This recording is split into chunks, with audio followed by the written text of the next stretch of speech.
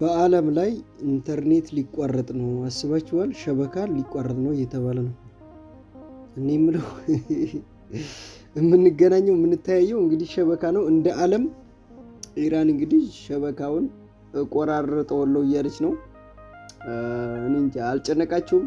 እስቲ እንደኔ የጨነቃችሁ። የመላው ዓለም ኢንተርኔት ሊቋረጥ ነው። ኢራን የዓለም የኢንተርኔት የጀርባ አጥንትን ለመስበር ዝግጅቷን ጨርሳለች። ከ95 በመቶ በላይ የሚሆነው የዓለም የኢንተርኔት ፍሰት የባንክ ዝውውርና የዲጂታል ንግድ የሚንቀሳቀሰው በሳተላይት ሳይሆን በባህር ወለል ስር በተዘረጉ የፋይበር ኦፕቲክስ ኬብሎች ነው።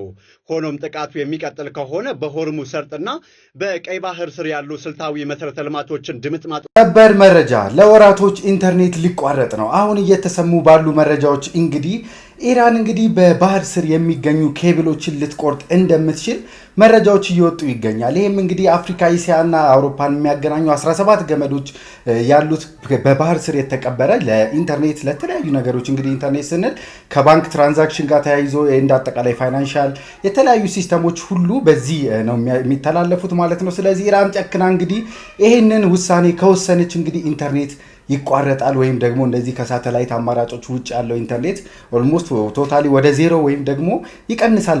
አሰላሙ አለይኩም ወራህመቱላሂ ወበረካቱ። ሰላም ምርጦች እንዴት ናችሁ? ሰላም ናችሁ? እንግዲህ እንደሰማችሁት ነው በዓለም ላይ ኢንተርኔት ሊቋረጥ እንደሆነ ሁላችሁም ያው አለች ነው። ኢራን እንደዚህ ያደርጋለሁ ብላ ስለተናገረች ሁላችንም ተጨንቀን ያለነው። ምክንያቱም ሸበካ ኢንተርኔት አይሰራም ማለት አንድ ነገር ልንገራችሁ፣ ብር ማስተላለፍ አይቻልም። በእኛ ወደዚህ ከዛም ወደዚህ እዚህም ብር በጥሬ ነው ማለት ነው። ሰው እንደ ድሮ የሚገበያየው የሆነ ነገር ማለት ነው። እዛው ናችሁ፣ ቤተሰብ ማግኘት አትችሉም።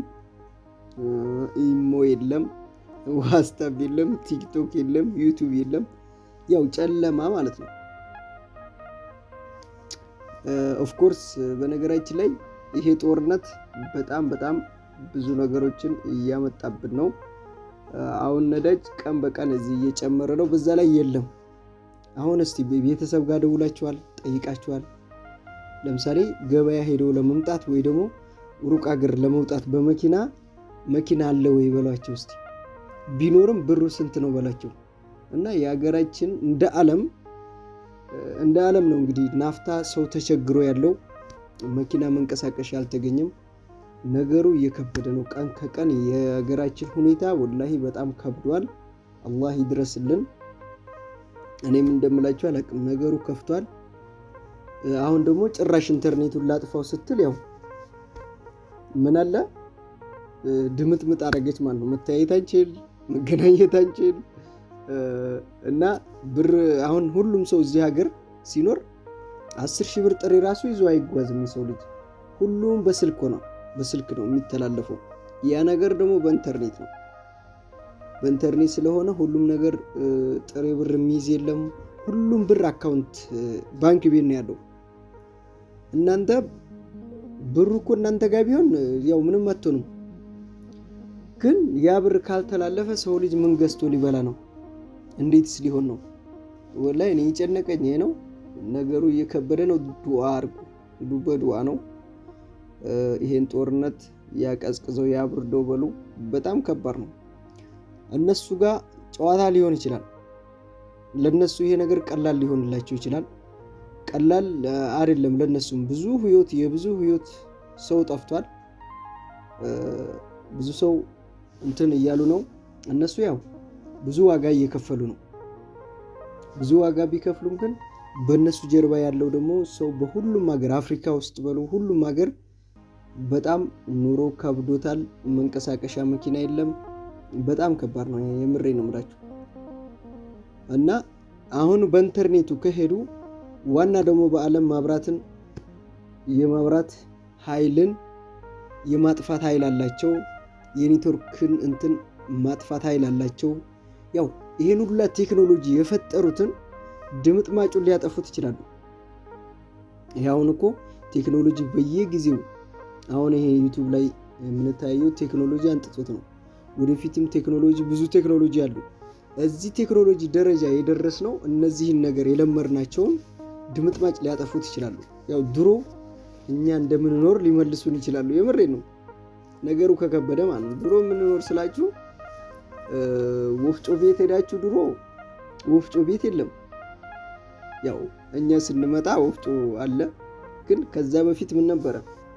በእጅ ነበር የሚፈጨው ሁሉም ነገር እንዳረሱ የምሬ ነው። ምክንያቱም የኤሌክትሪክ ኃይሎች ከሌሉ፣ ናፍታ ከሌለ፣ እነዚህ ነገሮች ሙሉ ከሌሉ እዚህ ሀገር አሁን ጦርነት አንዴ እኛ እስር ቤት ያለን ጁንታ በገባ ሰዓት ካስታውሳችሁ በወሎ አካባቢ ማለት ነው ወፍጮ መብራት ጠፍቶ ኔትወርክ በጠፋ ሰዓት እቤት እህልን እቤት እንትን ያደርጓሉ። በእንትን ማን ነው በእጅ ወፍጮ ፈጭተው የበሉ ሰዎች አሉ። በዚሁ በቅርብ ሰዓት በጦርነት የተነሳ ማለት ነው በሀገራችን ላይ እና አሁንም በጣም ነገሩ እየከፋ ነው።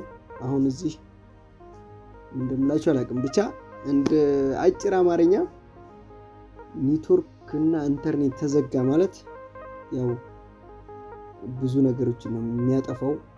ብዙ ነገሮች ናቸው የሚበላሹት። አላህ ያስተካክለው፣ አላህ እንትን ያርገው በሉ። የምሬ ነው። ይሄ ኢንተርኔት ሲዘጋ ያንኛው የሆነ ነገር ሲዘጋ ይሄ እሰቡት እንግዲህ።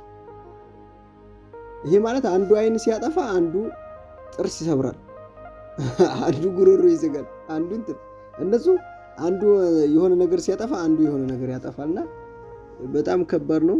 ዱዓ አድርጉ ወላሂ ላዚም እንደቀላላት። ምክንያቱም አሁን እናንተ ጋር ብዙ ልጆች በጦርነቱ ምክንያት ደሞዝ ያልተሰጣችሁ ባንክ ቤት የተዘጋበት እንትን አለ። እነሱ በጣም ፈርተው ማለት ነው።